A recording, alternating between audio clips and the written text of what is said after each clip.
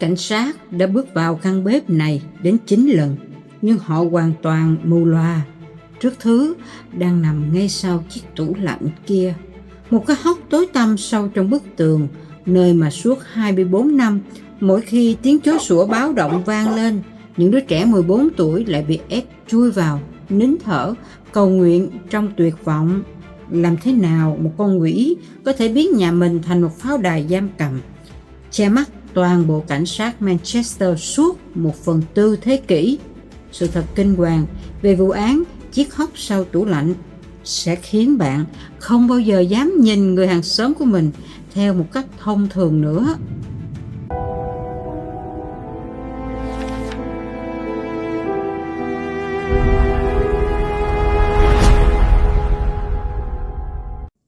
Năm 2014, một đêm mưa tầm tã đặc trưng của Manchester, khi cánh cửa của một ngôi nhà đột ngột hé mở vì một sơ hở chết người từ kẻ cai ngục. Một người phụ nữ đã dùng hết sức tàn lực kiệt của mình để đập tan xiềng xích, tháo chạy ra đường bộ. Cô chạy như thể phía sau cô là tử thần, đôi bàn chân rướm máu trên mặt đường nhựa lạnh ngắt. Khi nhìn thấy ánh đèn flash của đội đặc nhiệm chuyên trách tội phạm tình dục nghiêm trọng, cô ngã quỵ. Cô ngã quỵ vì mừng rỡ, thân thể chằng chịt vết bầm tím, khuôn mặt biến dạng bị đòn roi, và đôi mắt hằn sâu nỗi sợ kinh hoàng của 2 thập kỷ bị chôn vùi. Người phụ nữ ấy không cầu xin sự che chở thông thường. Cô run rẩy, dùng những ngón tay co quắp chỉ ngược về hướng pháo đài đóng kín rèm ở nơi góc phố. Làm ơn, cứu họ. Đằng sau chiếc tủ lạnh vẫn còn những người khác.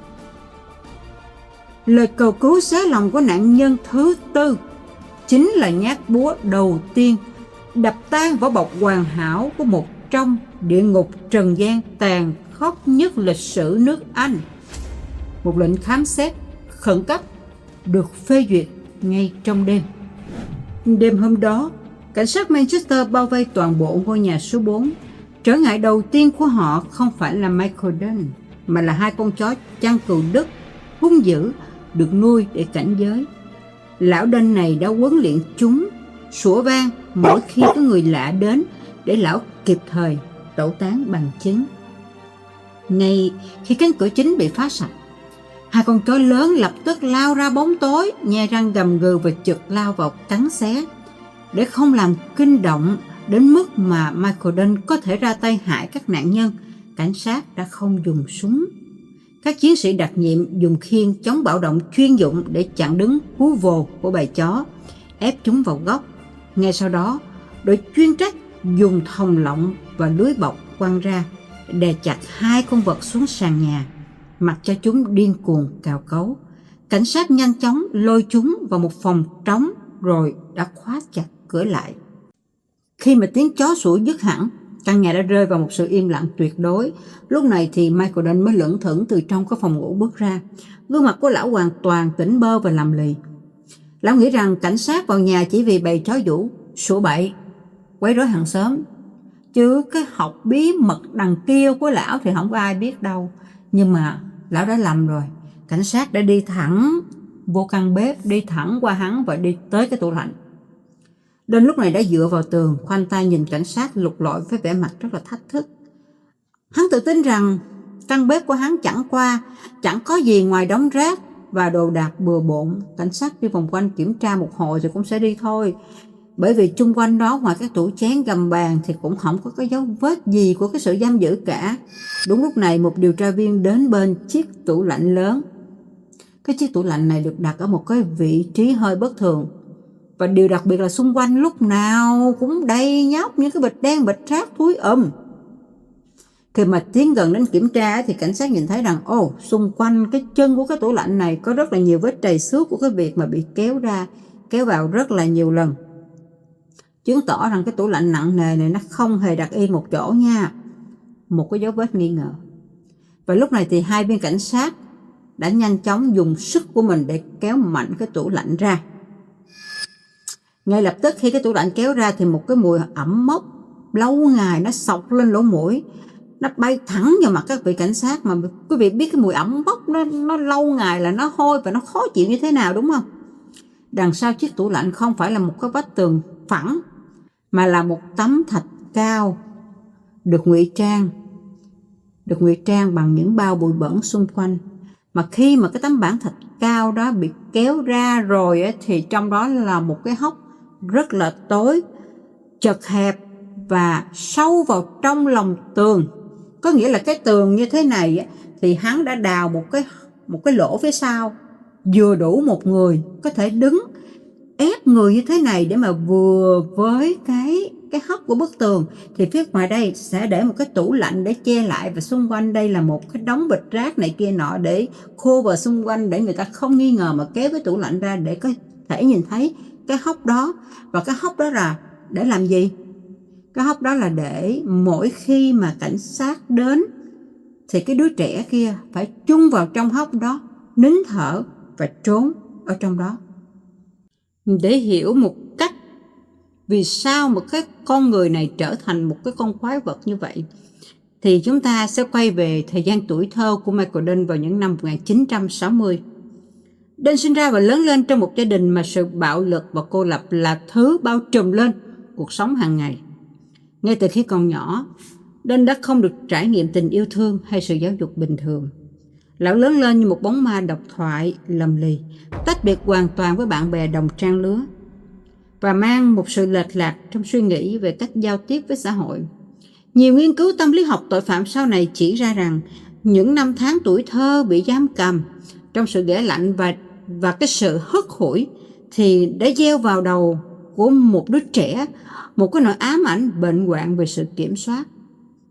Hắn không muốn hòa nhập với thế giới mà muốn tự tay tạo ra một cái thế giới cho riêng mình, nơi mà hắn có toàn quyền sinh sát, toàn quyền sở hữu và thao túng những người yếu thế hơn. Những cái ý nghĩ đen tối đó đã lớn dần theo thời gian, cho đến khi mà hắn trưởng thành đến đã biến thành một cái hành động bằng việc hắn tự tay đào một cái căn hầm ở trong nhà. Hắn tự tay đào một cái hố trong cái hốc tường, và từ đây bắt đầu cho một chuỗi tội ác kéo dài xuyên 2 thập kỷ. Khi trưởng thành, Michael Dunn chọn công việc đầu tiên là việc của một thợ xây tự do. Những năm tháng lăn lộn trên các công trường tiếp xúc với gạch đá và những khối bê tông đã dạy cho hắn kỹ năng xây dựng chuẩn xác. Đầu thập niên 1980, Dunn mua một căn nhà cũ tại vùng North Yorkshire. Việc đầu tiên gã làm là âm thầm lật cái sàn gỗ phòng khách lên, cặm cụi tự tay đào một cái hầm sâu quắm ngay bên dưới. Có một điều trùng hợp là ngay trong khoảng thời gian căn hầm này được đào, thì tại địa phương mà hắn ở đó liên tiếp xảy ra 3 vụ mất tích bí ẩn của 3 cô gái trẻ. Gia đình của các cô gái này đã đi báo cảnh sát. Những cuộc tìm kiếm diện rộng được vạch ra, áp phích tìm người dán đầy các con phố. Cảnh sát thời bấy giờ cũng đến gõ cửa từng nhà để lấy lời khai. Trong đó họ cũng có gõ cửa nhà của Michael Dunn. Thế nhưng hướng điều tra ngay từ đầu đã bị loãng, do các cô gái mất tích đều có hoàn cảnh đặc biệt hay là bỏ nhà đi bụi, nên người ta dễ nghĩ rằng họ chỉ đang giận dỗi rồi bỏ trốn lên thành phố lớn. Bản thân của Michael Dunn lúc đó cũng sở hữu một vỏ bọc quá hoàn hảo, một gã thợ xây nghèo cục mịch, lầm lì, suốt ngày bán mặt cho công trường, thì không hề có cái điều gì để mà cảnh sát nghi ngờ.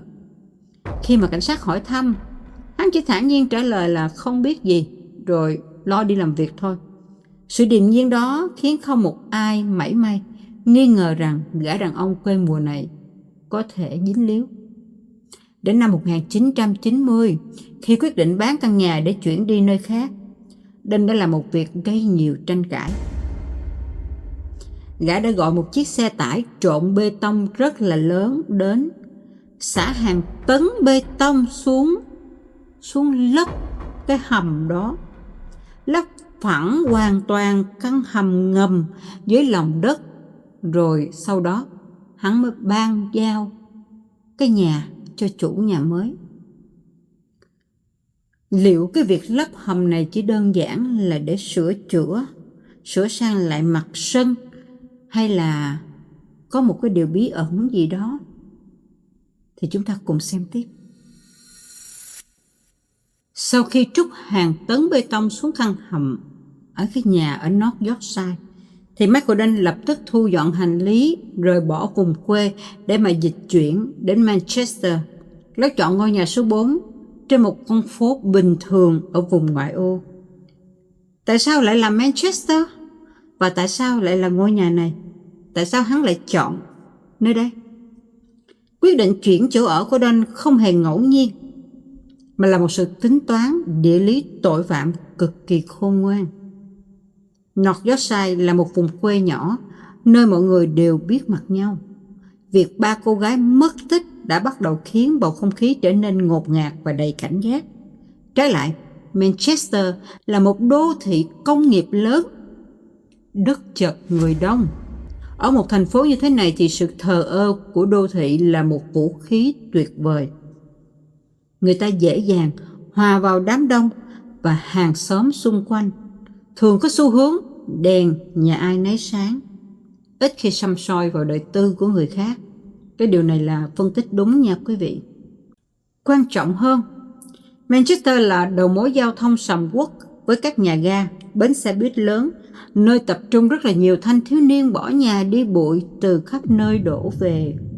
Đối với đây chính là một bãi săn mồi lý tưởng, nơi nguồn nạn nhân tiềm năng dễ bị tổn thương nhất hiện hữu nhiều nhất. Còn về ngôi nhà số 4, đó là một căn nhà được thiết kế biệt lập. Kết cấu tường gạch kiểu cũ chịu lực rất là tốt. Vị trí của nó nằm ở một đoạn đường khuất tầm nhìn của những ngôi nhà xung quanh và có một sân sau khép kín. Kết cấu này cho phép Don thoải mái cải tạo cấu trúc bên trong mà không sợ tiếng động lọt ra ngoài, đồng thời dễ dàng lắp đặt hệ thống camera giám sát và nuôi chó dữ để thiết lập một pháo đài bất khả xâm phạm. Lão đã sẵn sàng cho một chương mới của tội ác, tinh vi hơn và thách thức pháp luật suốt gần 1/4 của thế kỷ. Đó là sự xuất hiện đầu tiên của con mồi đầu tiên, hay là nạn nhân đầu tiên. Tên của cô thì không được công bố rộng rãi trên truyền thông để bảo vệ quyền riêng tư. Nhưng hồ sơ vụ án ghi lại rằng cô bé này là một cô bé có tuổi thơ bất hạnh sau một trận cãi vã nảy lửa với gia đình. Trong cơn bốc đồng của tuổi dậy thì, cô đã gom vài bộ quần áo và vài thứ lặt vặt bỏ vào ba lô, rồi bắt đầu lên tàu, trốn lên Manchester với hy vọng tìm kiếm một cuộc sống tự do. Nhưng cô không biết rằng sự non nớt của mình đã biến cô thành một mục tiêu hoàn hảo. Chúng ta thắc mắc là vì sao? Mặc dù là còn trẻ đó, nhưng mà tại sao cô bị bắt nhốt một cách dễ dàng đến như vậy? Cô có thể phản kháng mà, đúng không? Hắn đã không dùng vũ lực bắt cóc ngay giữa ban ngày. Hắn lảng vảng ở nhà ga, dùng đôi mắt cáo già để quan sát và nhận ra một đứa trẻ đang lạc lõng, đang sợ hãi và không có tiền lận lưng. Lão tiếp cận cô bé bằng bộ dạng của một gã trung niên, có vẻ mặt khắc khổ nhưng tốt bụng. Lão chủ động bắt chuyện, hỏi han và đưa ra một lời đề nghị đánh trúng vào tâm lý của đứa trẻ lúc bấy giờ. Ngoại ô ngoài kia chú có một cái căn nhà trống, con có thể về đó ở tạm vài hôm. Chú sẽ nuôi cơm và tìm việc làm thêm cho con, đừng có ở đây nguy hiểm lắm. Giữa đêm đông lạnh giá ở một thành phố xa lạ, lời đề nghị ấy giống như một chiếc phao cứu sinh. Cô bé hoàn toàn tin tưởng, gật đầu, bước lên xe của Don mà không hề mảy may nghi ngờ. Thế nhưng, ngay khi bước qua cánh cửa ngôi nhà số 4, thực tại tàn khốc ập đến.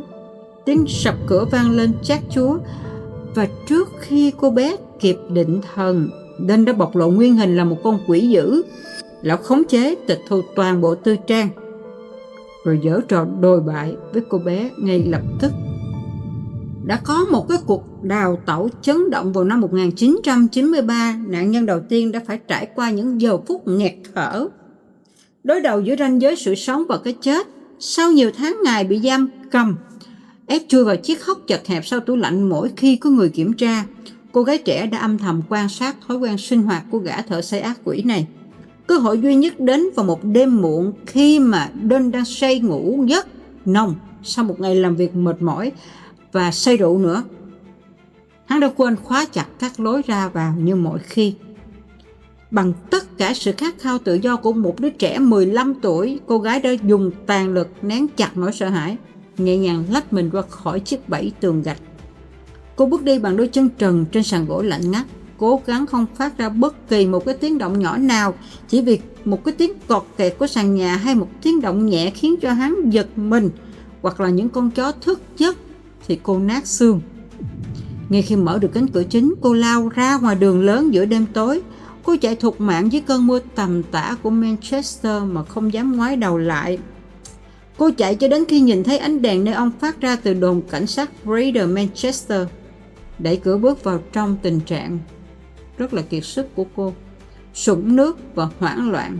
Cô tin rằng mình đã chạm tay vào sự cứu rỗi, mà không thể ngờ rằng một bi kịch cay đắng khác còn đang đợi mình ngay tại phòng lấy lời khai. Cô bé 15 tuổi này cứ ngỡ rằng mình sẽ thoát ra khỏi cái địa ngục đó. Thế nhưng phản ứng của các điều tra viên lúc bấy giờ như một gáo nước lạnh thổi vào mặt của cô, đã dội thẳng vào niềm hy vọng vừa nhen nhóm của cô. Trước mặt họ không phải là một nạn nhân cần được bảo vệ, trong mắt của những viên cảnh sát khi đó là một đứa trẻ vị thành niên ngỗ nghịch, có hồ sơ từng trốn khỏi trung tâm bảo trợ xã hội và đang nói những điều hoang đường.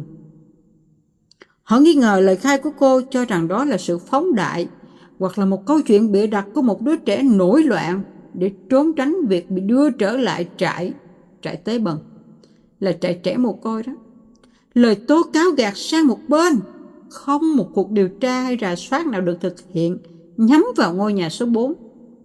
Sự bất lực về định kiến hệ thống tư pháp thời bấy giờ đã đẩy cô gái vào một bẫy tâm lý còn tàn nhẫn hơn nữa. Khi mà thế giới bên ngoài, nơi duy nhất cô kỳ vọng sẽ giải cứu mình, quay lưng và không tin lời của cô, thì còn ai nữa? Niềm tin của cô đã hoàn toàn sụp đổ. Những lời đe dọa trước đây của Don lập tức ứng nghiệm như một lời nguyền. Mày thấy chưa? Ngoài kia chẳng có ai quan tâm đến mày đâu. Mày có trốn đi đâu nữa thì mày cũng phải trở về với tao. Không tiền bạc, không gia đình nương tựa, lại mang một nỗi sợ hãi tột cùng rằng nếu Don tự tay tìm thấy cô, hình phạt sẽ còn kinh hoàng hơn gấp bội. Sự tuyệt vọng và ý chí bị bẻ gãy hoàn toàn đã buộc nạn nhân phải tự bước chân trở về căn nhà đó. Cô chấp nhận số phận, chui vào chiếc hốc tủ lạnh, tiếp tục mỗi khi có động tĩnh, và im lặng chịu đựng địa ngục trần gian suốt 2 thập kỷ, cho đến khi một phép màu khác xảy ra vào năm 2014. Trước khi mà chúng ta biết rằng sẽ có phép màu gì xảy ra vào năm 2014, thì bây giờ chúng ta tiếp tục đi vào mạch truyện để chúng ta lắng nghe câu chuyện về nạn nhân thứ hai. Sau khi đã bẻ gãy hoàn toàn ý chí phản kháng của nạn nhân thứ nhất, thì cô gái này đã biến thành một chiếc bóng phục tùng không dám bỏ trốn nữa quý vị. Michael Dunn đã bắt đầu tái khởi động bản năng săn mồi của hắn. Gã lãng vãng trở lại các khu vực công cộng để tìm kiếm cái mục tiêu tiếp theo. Và người lọt vào tầm ngắm của gã là nạn nhân thứ hai.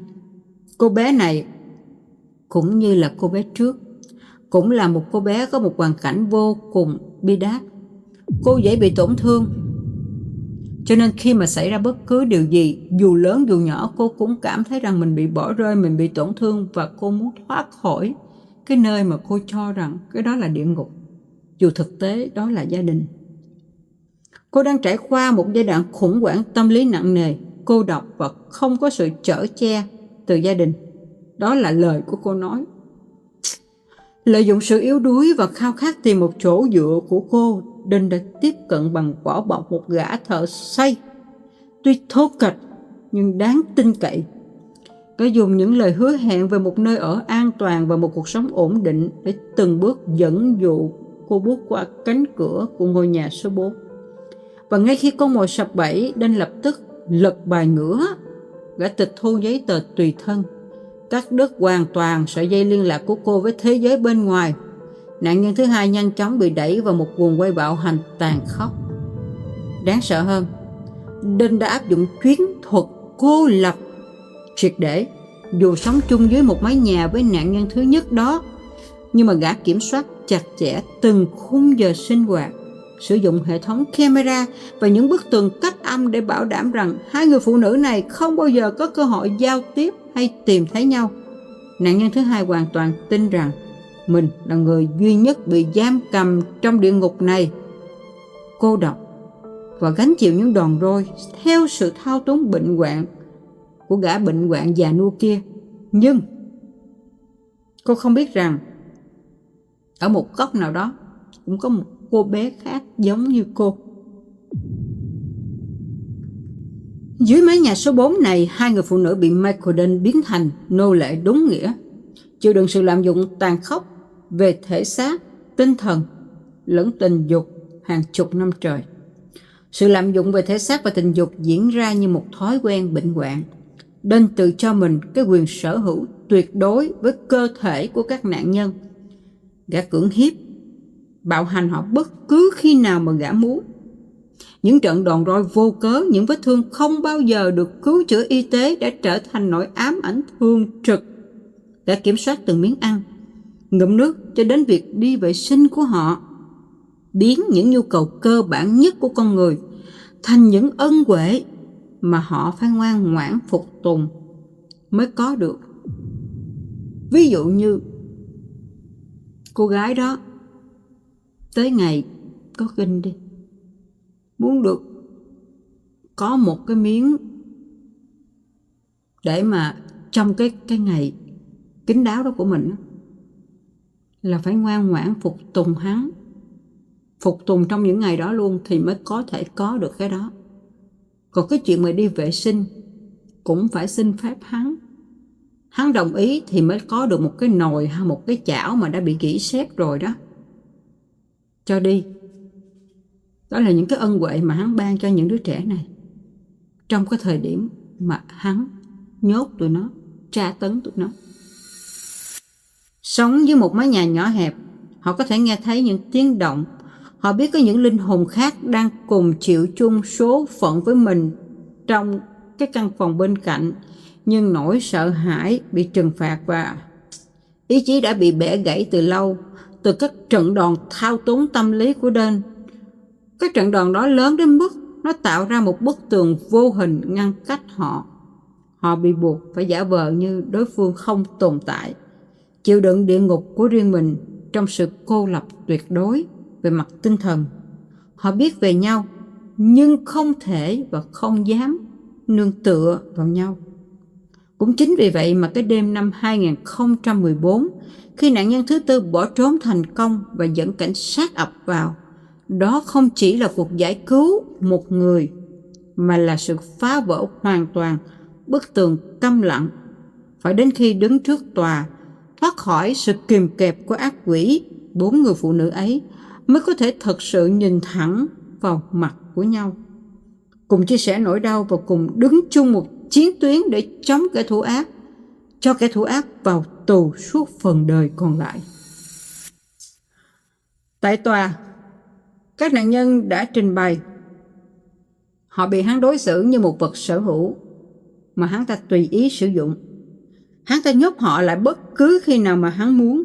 Hắn ta quan hệ tình dục bất cứ khi nào mà hắn muốn. Nạn nhân thứ tư là một trong những cô gái trước đây từng là nạn nhân của lạm dụng tình dục.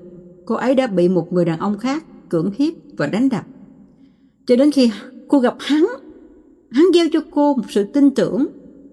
Nhưng mà sau đó hắn lại là kẻ tiếp theo giở trò đòi bại với cô. Khốn nạn thiệt. Đến đó dụ dỗ, quấy rối và cưỡng hiếp cô khi còn là một đứa trẻ. Sau đó hắn giam giữ cô, hành hung cô, đấm vào mặt, ngực, bụng, bóp cổ cô và hành hạ thể xác cô. Trong một lần hắn ta đã đánh đập cô. Cô đã phá tung cửa và cố gắng bỏ chạy, nhưng mà không thành công.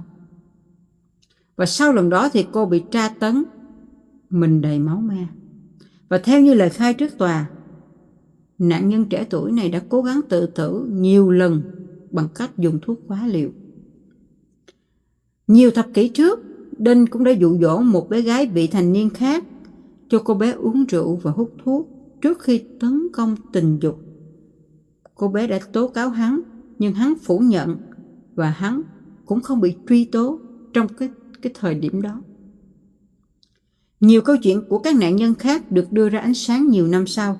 Một cô bé khác khi đó gần tuổi vị thành niên, tức là mới có 13 tuổi đó, đã cố gắng quên đi những trải nghiệm kinh hoàng khi hắn ta nói với cô bé là đó là chuyện bình thường giữa các cặp đôi. Khi mà gặp lại hắn ta lúc cô 21 tuổi, cô đã thách thức hắn, nhưng mà hắn đã trả lời: tao sẽ kiện mày ra tòa về cái tội phỉ báng tao. Tức có nghĩa là hắn không hề sợ bất cứ điều gì cả.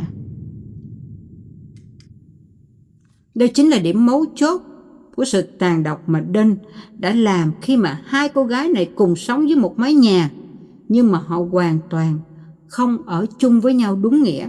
Họ bị cô lập, bị biệt lập trong cùng một không gian. Với tư duy của một kẻ kiểm soát bệnh hoạn, Đinh hiểu rằng nếu để hai nạn nhân tiếp xúc, chia sẻ hay đồng cảm với nhau, họ sẽ tạo nên một sức mạnh tinh thần lớn để cùng nhau phản kháng hoặc là tìm cách bỏ trốn. Vì vậy, gã đã dùng kỹ năng xây dựng và sắp xếp cái cấu trúc ngôi nhà để chia nhỏ không gian thành hai vùng biệt giam riêng biệt. Gã đã thiết lập một quy trình sinh hoạt nghiêm ngặt và lệch ca. Người này được phép ra ngoài dọn dẹp hoặc nấu nướng thì người kia phải bị khóa chặt trong phòng riêng hoặc là hốc tường. Và ngược lại, kết hợp với hệ thống camera giám sát dày đặc ở các góc hành lang và bầy chó giữ canh giữ, thì Đinh đảm bảo rằng hai người phụ nữ không bao giờ có một giây phút nào được chạm mặt hay giao tiếp với nhau. Suốt nhiều năm trời họ sống tách nhau chỉ một bức tường gạch. Họ có thể mơ hồ nghe thấy tiếng bước chân, tiếng đóng cửa hay tiếng động lịch kịch từ phòng bên cạnh. Nhưng sự thao túng tâm lý quá nặng nề của Đinh khiến họ luôn nghĩ đó là tiếng động do gã tạo ra. Mỗi người đều tin rằng mình là nạn nhân duy nhất, cô độc gánh chịu địa ngục trần gian, mà không hề biết rằng ngay bên cạnh mình cũng có một linh hồn khác đang cùng chung một tấn bi kịch. Năm 2000, gã tiếp tục mở rộng bộ sưu tập đau thương của mình bằng việc săn lùng nạn nhân thứ ba. Kịch bản săn mồi cũ được gã thợ xây áp dụng một cách hoàn hảo. Hắn nhắm vào một người phụ nữ cô độc, có cuộc sống bấp bênh, đang rơi vào hoàn cảnh ngặt nghèo. Bằng những lời đường mật và vỏ bọc lương thiện giả tạo, gã nhanh chóng đưa cô về ngôi nhà số 4. Và ngay khi cánh cửa sập lại, chiếc bẫy tàn nhẫn đã tiếp tục giăng ra. Với sự xuất hiện của nạn nhân thứ ba, pháo đài cô lập của Đinh càng trở nên tinh vi và đáng sợ hơn. Lúc này dưới một mái nhà có 3 người phụ nữ cùng bị giam lỏng nha. Tuy nhiên, bằng sự tính toán sắc lạnh, Đinh vẫn duy trì triệt để quy tắc tuyệt đối không cho các nạn nhân nhìn thấy hay tiếp xúc với nhau. Gã phân chia ngôi nhà thành 3 ốc đảo biệt lập. Gã điều phối thời gian, ép họ sống lệch giờ một cách cực đoan. Khi nạn nhân này được thả ra ngoài làm việc, hai người kia sẽ bị khóa chặt trong phòng riêng hoặc là bị nhốt trong hốc tường sau tủ lạnh. Có nghĩa là khi mà cảnh sát mà đến kiểm tra thì hai nạn nhân khác thì đã bị nhốt rồi, còn một người mà được ở ngoài sẽ lập tức chui vào trong cái hốc tủ lạnh trốn. Nạn nhân thứ ba cũng như hai người đi trước bị Đinh cưỡng hiếp, bạo hành thể xác và hủy hoại tinh thần. Giữa 3 người phụ nữ là những bức tường gạch cách âm lạnh lẽo và nỗi sợ hãi tột cùng được gieo rắc bởi bầy chó dữ nữa. Nạn nhân thứ ba hoàn toàn bị cô lập trong nỗi đau của chính mình, sống những chuỗi ngày tăm tối mà không hề biết rằng chỉ cách vài bước chân qua một bức tường là có 2 người phụ nữ khác cùng chung cảnh ngộ. Đến năm 2014, Michael Đinh đưa về ngôi nhà số 4 nạn nhân thứ tư. Người phụ nữ cuối cùng bước vào địa ngục trần gian này, nhưng cũng chính là người sở hữu chiếc chìa khóa định mệnh lật đổ toàn bộ pháo đài tội ác của gã thợ xây này.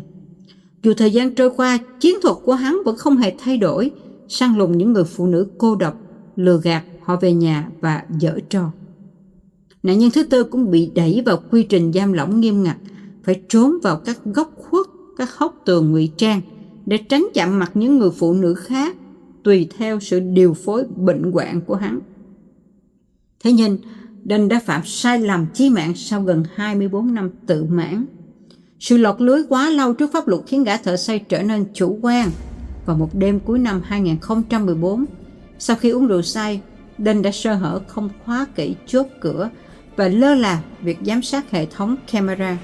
Không giống như những người đi trước đã bị khuất phục hoàn toàn bởi đòn roi, nạn nhân thứ tư vẫn âm thầm nhen nhớ một ý chí sinh tồn mãnh liệt. Hôm đó nhận thấy tiếng ngáy ngủ của Đinh và sự im ắng của bầy chó dữ, cô biết đây là cơ hội duy nhất của cuộc đời mình. Bằng một sự dũng cảm tột cùng, cô đã lẻn qua lối đi hẹp, mở toang cánh cửa định mệnh và lao ra đường bộ trong đêm tối. Cô chạy thục mạng, không dám ngoảnh lại cho đến khi gặp được lực lượng tuần tra của cảnh sát. Lần này lời cầu cứu của người phụ nữ không bị ngó lơ như năm 1993 nữa.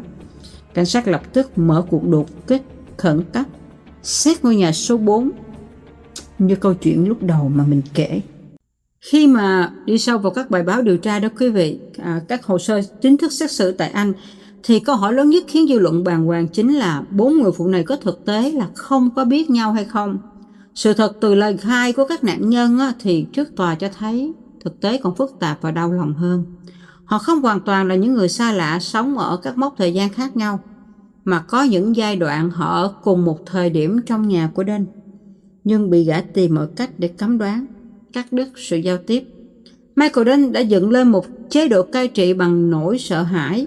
Gã áp đặt một quy luật sắt đá. Các nạn nhân không được phép nhìn nhau, không được phép nói chuyện, thậm chí không được thừa nhận sự hiện diện của người kia.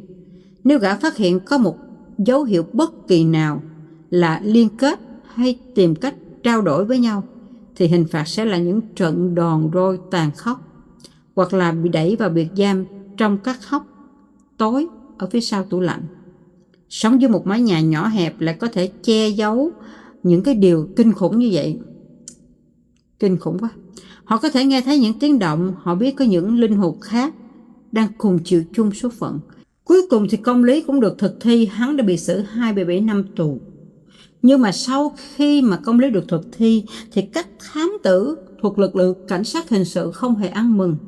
Họ cho rằng con số 24 năm ở Manchester chỉ là phần nổi của một tảng băng chìm. Một hồ sơ chuyên án mới được lập tức khởi tố khi các điều tra viên lật lại quá khứ của Đinh từ những năm 1970, 1980 tại vùng North Yorkshire, thời điểm gã bắt đầu hành nghề thợ xây tự do. Sự chú ý của cảnh sát đổ dồn vào 3 vụ mất tích này của 3 cô gái trẻ chưa từng được tìm thấy xác. Điểm chung lạnh người là cả 3 người họ đều mất tích vào thời điểm mà Đinh xây cái tầng hầm. Sau khi mà hắn xây cái tầng hầm đó, rồi đến khi mà hắn bán cái căn nhà đó đi, thì hắn đã thuê người đổ hàng tấn bê tông sang bằng cái tầng hầm đó. Phân tích sâu về tâm lý tội phạm cho thấy rằng xu hướng giam cầm và ngụy trang của hắn không phải tự nhiên mà có. Nó phải được hình thành, thử nghiệm và hoàn thiện từ những công trình trước đó. Việc mà hắn am hiểu cái chuyện mà đào hầm, xây tường cách âm, rồi làm cái hốc ở phía sau tủ lạnh thì đã giải thích rằng hắn là một người rất là có kinh nghiệm. Thì liệu 3 cô gái mất tích năm xưa có phải là bỏ nhà đi hay không? Hay họ chính là thế hệ đầu tiên nạn nhân của hắn? Câu chuyện 3 cô gái này sẽ tiếp nối ở video tiếp theo nha quý vị. Mời quý vị cùng đón xem ha. Và trước khi rời đi thì nếu như quý vị có những ý kiến gì thì hãy bình luận ở bên dưới. Em sẽ tiếp thu để ngày càng hoàn thiện cái kênh của mình tốt hơn. Và mong rằng quý vị sẽ gửi tặng cho em một like và một lượt share nha. Cảm ơn quý vị rất nhiều. Hẹn gặp lại ở video tiếp theo.